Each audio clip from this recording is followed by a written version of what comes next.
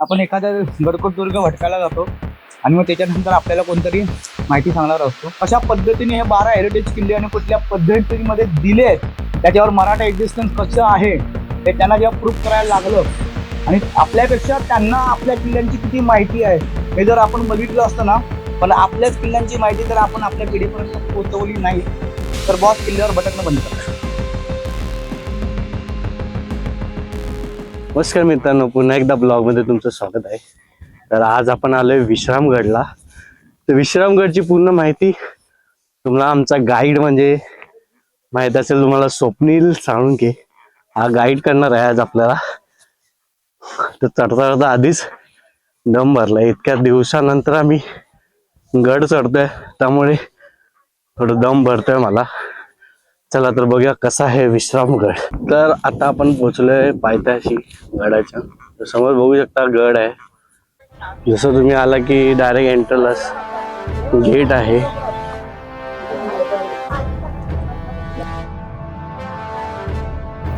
परंतु इतकी उदासीनता आहे की युनेस्को सारख्या संघटनेला आत्ता 12 हेरिटेज किल्ले आपल्या महाराष्ट्रामध्ये आहेत असं डिक्लेअर करावं लागलं, ते पण भांडून. परवा एक लेक्चर झाला, आम्ही त्या लेक्चरला होतो त्या, आणि त्यांनी त्या आपल्या स्टेट आर्किओलॉजीने आणि आपल्या ASIने कशा पद्धतीने हे 12 हेरिटेज किल्ले आणि कुठल्या पद्धतीमध्ये दिले आहेत, त्याच्यावर मराठा एक्झिस्टन्स कसं आहे ते त्यांना जेव्हा प्रूफ करायला लागलं आणि आपल्यापेक्षा त्यांना आपल्या किल्ल्यांची किती माहिती आहे हे जर आपण बघितलं असतं ना, तर महाराष्ट्रात जाणारे आपण सर्वांनी ना किल्ले भटकणेच बंद केले असते. हे दुर्भाग्य आहे. जे आता आपण महाराष्ट्रात जातोय आणि आपल्याला आपल्या महाराष्ट्रातल्या किल्ल्यांबद्दलच माहित नाही. तो आतापर्यंत होतंय काय, ही अनास्था आपल्यामध्ये आहे की आपण ट्रॅकिंगला जातो, भटकतो. आज सकाळचा ग्रुप गेला, त्या रेग्युलर ट्रॅक करतोय. सकाळी त्यांच्या ट्रॅक लिडरला मी विचारलं की बितनगड कुठे आला, औंढाचं महत्व काय, हे काय, त्यांना काहीही माहित नाहीये. पण रेंज ट्रॅक करायचंय. मी कोणाच्या वजेवर बोट ठेवत नाहीये, पण आपल्याच किल्ल्यांची माहिती जर आपण आपल्या पिढीपर्यंत पोहोचवली नाही तर बॉस किल्ल्यावर भटकणं बंद करा. सो इथे आपण काय करतोय, कोणतरी रुपेश सारखा माणूस येणार, कोणतरी पिढी सारखा माणूस येणार, कोणतरी योगेश सारखा माणूस येणार, प्रवीण जाधव सारखा माणूस येणार आहे, आपल्याला किल्ल्यांची माहिती सांगणार. विनय सारखा माणूस येणार, आपल्याला माहिती सांगणार. असं नाही करत आहात. आपल्यातलीच लोक तयार करतोय, आपल्याला माहिती देणार. सो जोरदार टाळ्या होऊन हिच्यासाठी धाडस करतोय. शब्द कमी पडतील, कुठेतरी चुकेल, पण किल्ल्यांच्या माध्यमातून एक नवीन अभ्यासक जन्माला येतोय, ते पण किल्ल्याच्या माध्यमातून. हे आपल्यासाठी महत्वाचं आहे. ठीक आहे. तसाच स्वप्नील आहे. आज या संपूर्ण किल्ल्याची माहिती स्वप्नील देतोय. आणि मध्ये मध्ये काय क्वेरीज असतील तर मी, सचिन, पिढी, बाकी योगेश सर्व आहोत. ठीक आहे, सुरू करूया. आवाज येतोय नक्की? पक्का? मला नाही ऐकायला येते तुमचा आवाज. नमस्कार, मी अस्मी मानगावकर. खाली ओळख करून दिलीच मी तुम्हाला, तरी पण एकदा पुन्हा सांगते. सुरुवात केली आहे, 5वाच गड असेल माझा हा मोजून. आता आवड निर्माण होते हळूहळू. वयाच्या 20व्या वर्षात आहे मी. अजून पुढे खूप काही करायचंय. रुपेश सरांना गुरु मानते मी, त्यांच्या अनुसारच चालेन पुढे. पण त्यांनीच एक स्क्रिप्ट दिली आहे, त्याच्यात मी थोडस माझं ऍड करून जस्ट एक बोलते. ऐकून घ्या, फक्त समजून घ्या. मला काय चुकलं तर माफ करा. राकट देशा, कणखर देशा, दगडांच्या देशा, प्रणाम माझा श्री महाराष्ट्र देशा. ऐकलंय तुम्ही? देवधर्म, देवदेश आणि धर्म यांसाठी प्राण वेचणाऱ्या या मायभूमीला वंदन. लाखो मावळ्यांच्या रक्ताने पावन झालेल्या या धर्मभूमीला वंदन. सागर, हिमालय, आकाश आदी स्वर्ग एकीकडे. धन्य झाला हो माझा जन्म जेव्हा मी हा सह्याद्री पाहिला. सह्याद्री फक्त ताटमानेने उभा नाहीये, तो प्रेरणा इथे प्रत्येकाला काही ना काही प्रेरणा देतो. सह्याद्रीच्या कुठल्याही कोपऱ्यात उभं राहिलं, तिथून नजर फिरवली तरी पण दर 2-4 शिखरांच्या आड एखादं शिखर दिसतं. तट्टबुरुजांनी शिला पागोटे घालून उभा आहे. ते बोलतात ना, जन्म घ्यावा आता महाराष्ट्राच्या मातीत आणि मोठे व्हावे ते सह्याद्रीच्या कुशीत. तसंच काहीतरी. यातील बहुतेक दुर्गांनी शिवछत्रपतींच्या चरणीची धूळ आपल्या मस्तकी धारण केली आहे. यातील या त्या शिवस्पर्शाने पावन झालेली ही महाराष्ट्राची धारा तीर्थे आहेत. असाच एक आठवाटेवरचा निष्ठावंत मानकरी सह्याद्रीच्या आजही कळसुबाईच्या डोंगरात सजीवांतून संघकार्य आणि निर्जीवातून निष्ठा कार्य रुजवून निष्ठेने उभा आहे. त्या रयतेच्या राजाचा सहवास याला लाभला आणि हा इतिहासात अजरामर झाला. छत्रपतींचे पतित पावन वास्तव्य आपल्या हृदयात बंदिस्त करून हा आजही निष्ठेने उभा आहे. श्री छत्रपतींवर प्रेम करणाऱ्या सर्वांच्याच स्वागतासाठी. श्री छत्रपतींच्या संपूर्ण धावत्या आयुष्यात शेवटच्या मोहिमेतील सुखविश्राम स्थान म्हणून ह्याला विश्रामगड असेही म्हटले जाते. श्री दुर्गपट्टगडाच्या भटकंतीसाठी आलेल्या सर्व शिवभक्तांचे मी हार्दिक स्वागत करते. थँक्यू. सुंदर सुरुवात केली आता जोरदार गाणं. छत्रपती शिवाजी महाराज की बोला, जय भवानी. तर खूप सुंदर सुरुवात झालेली आहे.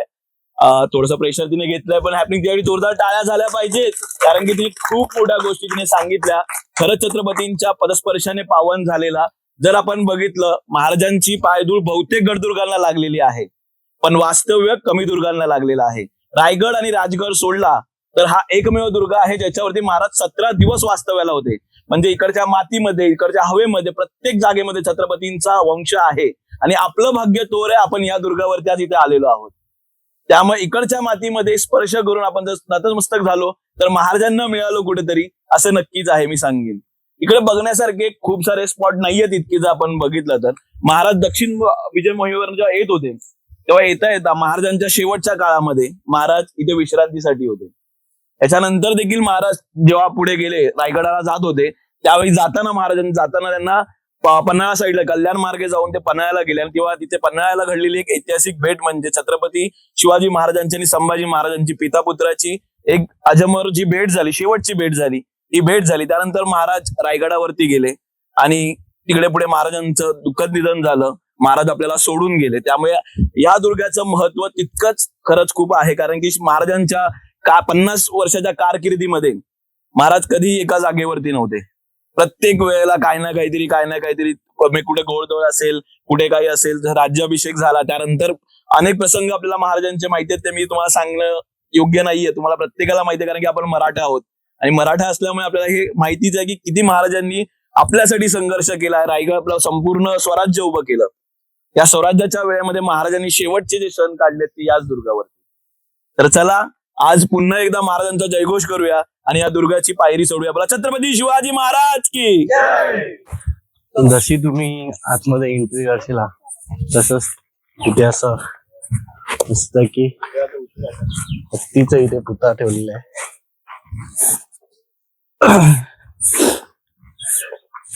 ते काय माहिती दिलेली आहेत.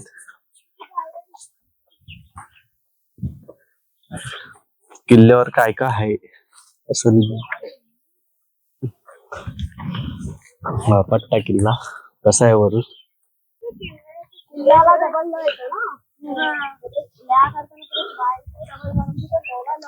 तर खूप चांगली अशी सुरुवात झालेली आहे ट्रेकिंग साठी. तर पुढे बघा काय काय आहे. हे बघा काय आहे समोरच असा डोंगर पट्टा आहे बघू शकता एकदम. मी एका नवीन दुर्गावरती पट्टा दुर्ग म्हणजेच विश्रामगड छत्रपती शिवाजी महाराजांच्या पावन स्पर्शाने पतन झालेला महाराजांचे 17 दिवस वास्तव्य लागलेला हा दुर्ग. त्यामुळे दुर्गाची महती तितकीच आहे. आड वाटेला आहे. खूप सारे येत नाही त्या दुर्गावरती पण आपण आलोय दुर्गाची संपूर्ण माहिती घेऊया आणि इकडे येण्याच्या ठिकाणं येण्यासाठी काय गरजेचं आहे आपण इथे कसं येऊ शकतं हे संपूर्ण या ब्लॉग मध्ये बघूया. पुढे निघूया. तर मंडळी तुम्हाला तर माहितीच आहे स्वप्नीलने चांगली अशी माहिती दिलेली आहे या गडाबद्दल. तर खूप सुंदर असा गड आहे. तर अजून बघूया पुढे काय काय आपल्याला एक्सप्लोर करायला मिळते कसं काय मिळते. तर इथे दम भरायला लागला आधीच कारण की इतक्या वर्षानंतर मी गड चढतोय कारण की येणं जाणं नाही होत जास्त. तरी सुद्धा बोललो आता आज जाऊया. खूप मस्त वाटतं एकदम. तर स्वप्नील पण खूप चांगली अशी माहिती देतोय गडाबद्दल. स्वप्नील बरोबर मी आता आय थिंक लॉकडाऊन नंतर आम्ही एकत्र हा प्रवास करतोय बघायला गेलेलो. लास्ट आम्ही केला होता हरिश्चंद्रला. हरिश्चंद्रला मी देखील 5 मार्ग केला होता. एक वेगळा आणि भारी अनुभव होता आमच्या दोघांसाठीचा.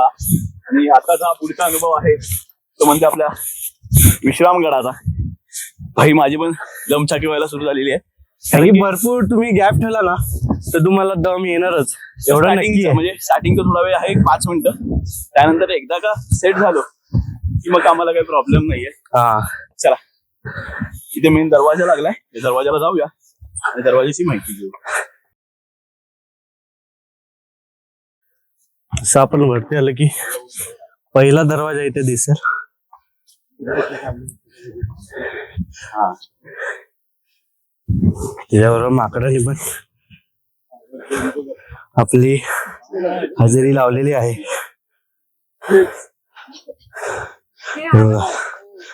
तू काढणार पुढे तर ते येणार. जाण्यात जातील होतो.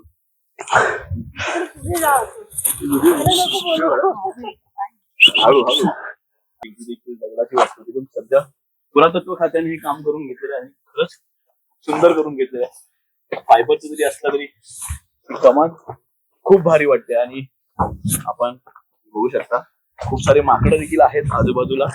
त्यामुळे गडावर चढले की असे माकडे येणार, तुमच्या मागे धावत धावत येणार. कारण की तुमच्याकडे बॅग असेल ना तर माकडे येणार, एवढी नक्की आहे. कारण की त्यांना असं वाटतं की खायला काहीतरी देणार तुम्ही. तर हा आहे व्ह्यू, मस्त आहे की बघू शकता एकदम.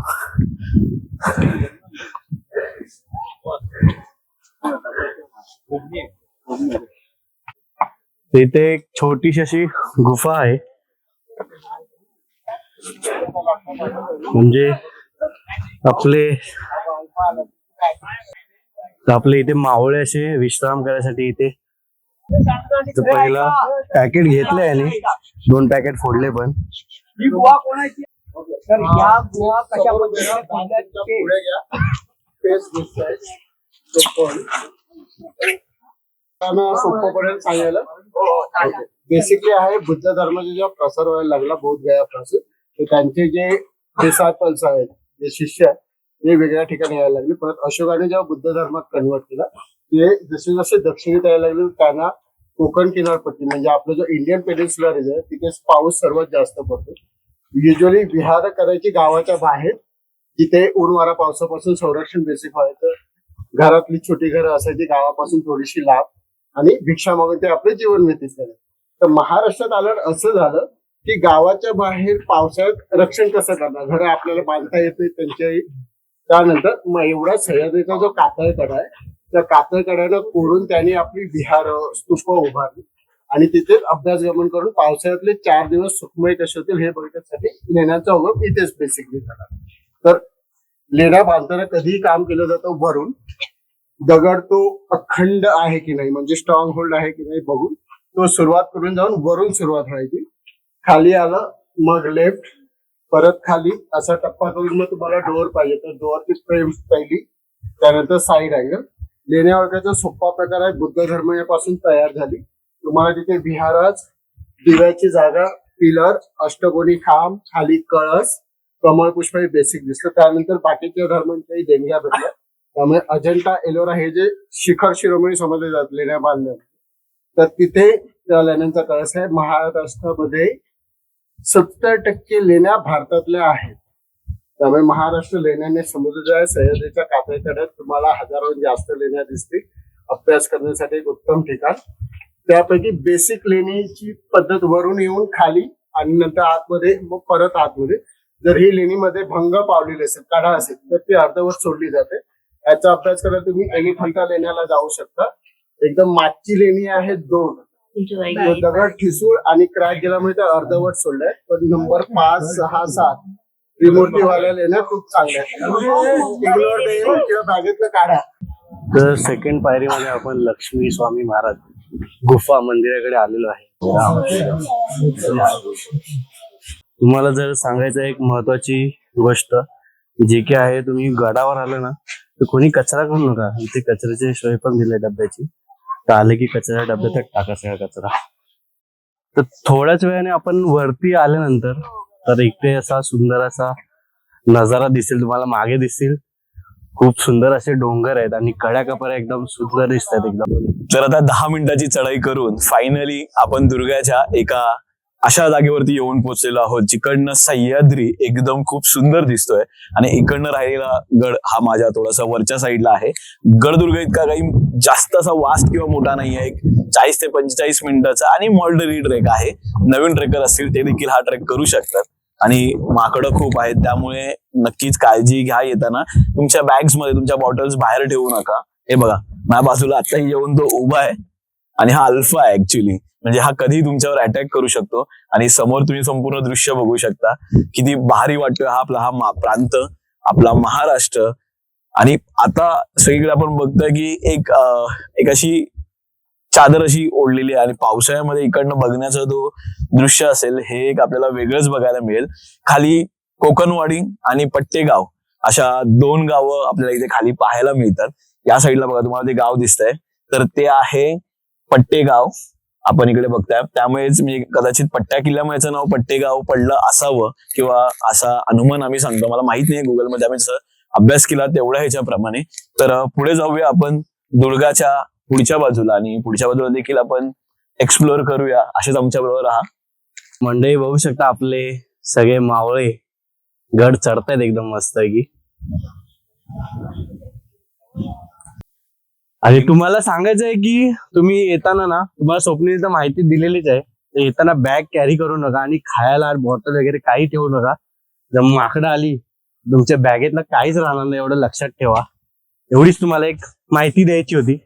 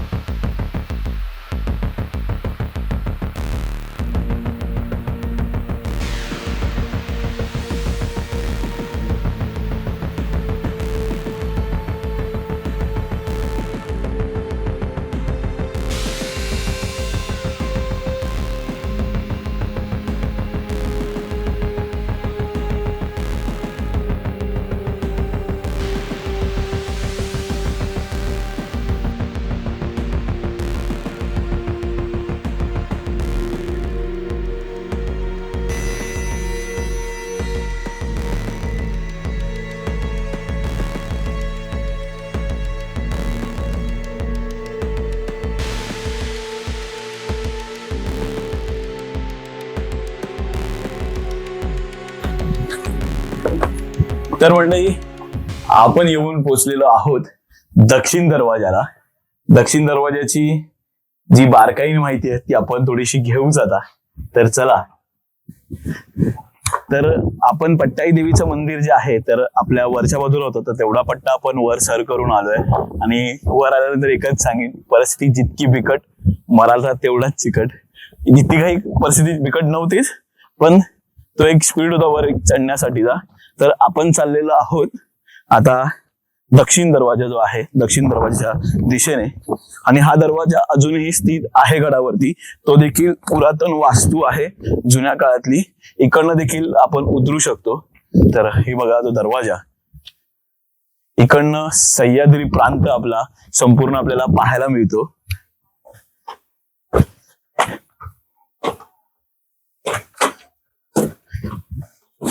इकडनं उतरण्यासाठीची एक वाट आहे जी इकडनं खाली आपण उतरू शकतो. ही देखील वाट आहे आणि अजूनही दुर्ग तसा स्थित आपल्याला बघायला मिळतो. या खोबण्या इथे वरती बघितलं तर वरती तुम्हाला बघा दरवाजाच्या खोबण्या ज्या आहेत म्हणजे इथे आतमधल्या साईडला दरवाजा उघडला जायचा. ही देवळी आहे त्याच्यामुळे दिवा कोणीतरी अजूनही लावून ठेवलेला आहे. त्याचप्रमाणे हा एक उत्तम नमुना आपल्याला इथे पाहायला मिळतोय स्थापत्य कलेचा.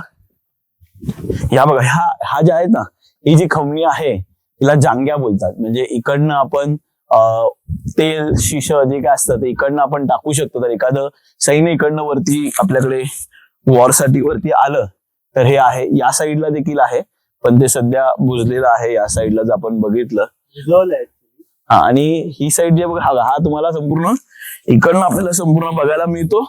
ते पुन्हा 2 बुरुज दोन्ही साईडला. तर मित्रांनो आता आपण दक्षिण दरवाजा तुम्हाला दाखवलं असेल कसं आहे स्वप्न काय आहे. तर आता आपण विश्राम देवी या मंदिराकडे पोहोचलोय. आपण बघू शकता समोरच मंदिर आहे असं विश्राम देवीचं. आपण दरवाजा पाहून जसं आपण वरती येतो स्थितीमध्ये असलेला हा दरवाजा स्थापत्यकलेचा उत्तम नमुना आपण आत्ताच पाहिला. खूप सुंदर आहे. हवा थोडीशी जास्त आहे त्यामुळे माझा व्हॉइस कमी येऊ शकतो. माझ्या मागे जर बघाल तर या आहेत 12 टाका. या टाक्या आहेत आणि टाक्यांच्या मागे आहे गुफा ऍक्च्युली. आणि ह्याच्यामध्ये पाणी स्टोरेज केलं जायचं. महाराजांचं प्रत्येक दुर्गावर जर आपण पाहिलं तर जास्तीत जास्त टाक्या आपल्याला आढळतात. पाणी अडवा पाणी जिरवा हे महाराजांनीच काढलेलं विधान आहे. प्रत्येक जागेवरती आपले जेवढे दुर्ग आहेत त्या जागेवरती पाणी हे आहेच. मुबलक पाणी असलं पाहिजे तरच आपण गड लढवू शकतो. हे पण खूप महत्वाचं आहे. गड लढवण्यासाठी पाणी पाहिजे तिकडे. आणि ज्या गडावरती जास्त पाणी असतं त्या गडावरती जास्त राबता असतो. हे तितकंच खरं आहे. आणि अशा अनेक टाक्या आपल्याला बघायच्या. वरच्या साईडला देखील खूप टाक्या आहेत. एक चुकीची दुरुस्ती करतो म्हणजे मी चुकीचं सांगितलं मगाशी. तर ह्या 12 टाक्या नाहीयेत. 12 टाक्या ऍक्च्युली वर आहेत. तर चला आपण पुढे वर जाऊया.